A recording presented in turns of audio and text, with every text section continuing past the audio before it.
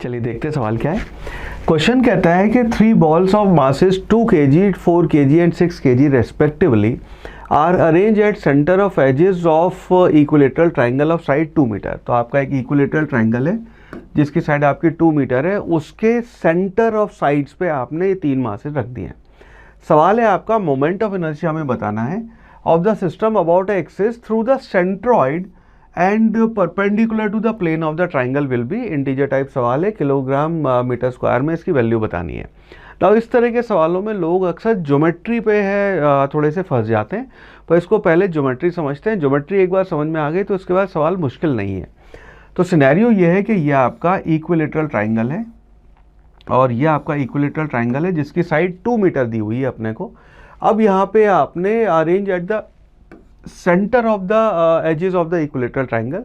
तो आपने यहाँ पे क्या किया, 3 मासेस लिए, उनको यहाँ पे एक मास और यहाँ पे एक मास और एक मास यहाँ पे रख दिया। कोई इससे कोई फर्क नहीं पड़ेगा 2, 4, 6 किधर है, ये आपने यहाँ पे इसको ऐसे अरेंज कर दिया है। नाउ अब अगर इसको ज्योमेट्री से देखेंगे तो सबसे पहले तो ये समझना कि ये वाला आपका जो ट्राइंगल है उसकी टोटल साइड आपकी 2 सेंटीमीटर थी। इन दोनों के सेंटर पे आपने किया है तो ये 1 सेंटीमीटर और 1 metre 1 metre 1 metre 1 metre 1 metre ये इसकी वैल्यूज हो गई। ना क्योंकि इक्विलेटरल ट्राइंगल है तो इसलिए ये साइड भी आपकी 1 मीटर, ये 1 मीटर, ये 1 मीटर हो गई। तो ये वाली साइड आपकी ये जो छोटा ट्राइंगल है इसकी साइड हो गई आपकी 1 मीटर। लेटस से यहाँ पे आपका 2 किलो है, यहाँ 4 किलो है, यहाँ 6 किलो है, ये आपने अब ऐसे रखे हुए हैं। अब अपने को यहाँ पे मोमेंट ऑफ इनर्शिया बताना है अबाउट एन एक्सिस जो इस ट्राइंगल के सेंट्रॉइड से पास कर रहा है। सो लेट अस से उस सेंट्रॉइड की लोकेशन यहाँ पे है जो इस ट्राइंगल का, इस वाले ट्राइंगल का सेंटर होगा। और लेट अस से ये वाला जो डिस्टेंस है आपका, ये डिस्टेंस लेट से आर और आर है, ठीक है। अब यहाँ पे हमें बताना है कि इसकी लोकेशन जो है, ये मासेस की जो डिस्टेंस है उसकी आर की वैल्यू के बेसिस पे आपका मोमेंट ऑफ इनर्शिया वो करेगा। तो आपका एक्सिस ये है, इस एक्सिस के अबाउट ये तीनों पार्टिकल आपके ऐसे रोटेट करेंगे, मोमेंट ऑफ इनर्शिया बताना है।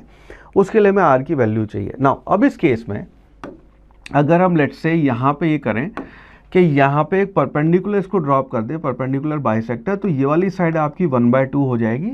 अब ये क्योंकि इक्विलेटरल ट्राइंगल है तो टोटल एंगल जो है ये सारे 60 के एंगल हैं, बाइसेक्ट कर रहे हैं, तो ये वाला एंगल आपका 30 हो जाएगा, ठीक है। अब इस वाले ट्राइंगल को अगर हम सिर्फ नोटिस करें तो ये वाली साइड देखना, ये साइड आपकी आर है, ये एंगल आपकी 30 है और ये बेस आपका 1/2 है। तो इसके बेस पे आप यहाँ पे लिख सकते हैं कि आपका cos 30 will be equal to आपका बेस डिवाइडेड बाय ये, तो आपका हो जाएगा बेस यानी कि 1/2/r। और यहाँ पे अगर r की वैल्यू अगर हम यहाँ रख दें, r को इधर ले आए, r की वैल्यू में बतानी है, तो r will be equal to ये आ जाएगा, इसको इधर ला रहे हैं तो ये हो गया आपका 1/2 मल्टीप्लाइड बाय यानी कि डिवाइड बाय cos 30। सो और cos 30 जो है उसकी वैल्यू हमें पता है वो आपकी √3/2 होती है। तो इसको r जो है वो आ जाएगा 1/2 मल्टीप्लाइड बाय, नीचे रखा हमने √3, ऊपर 2 चला गया, कैंसिल हो गया, तो ये वो आपकी वैल्यू 1/3 हो गई। तो आपकी r जो है ये डिस्टेंस उसकी वैल्यू 1/3 है। नाउ अब सवाल बहुत ही सिंपल सवाल बन चुका है।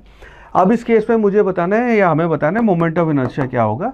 मोमेंट ऑफ इनर्शिया किसी भी एक ऑब्जेक्ट का आप लिखते हैं, ये आपका एक्सिस है, इस एक्सिस से आप लिखेंगे mr², और तीनों ही केसेस में क्योंकि r² कॉमन है उसे हम कॉमन ले लेंगे। सो इसकी वैल्यू हो जाएगी m1 प्लस आपका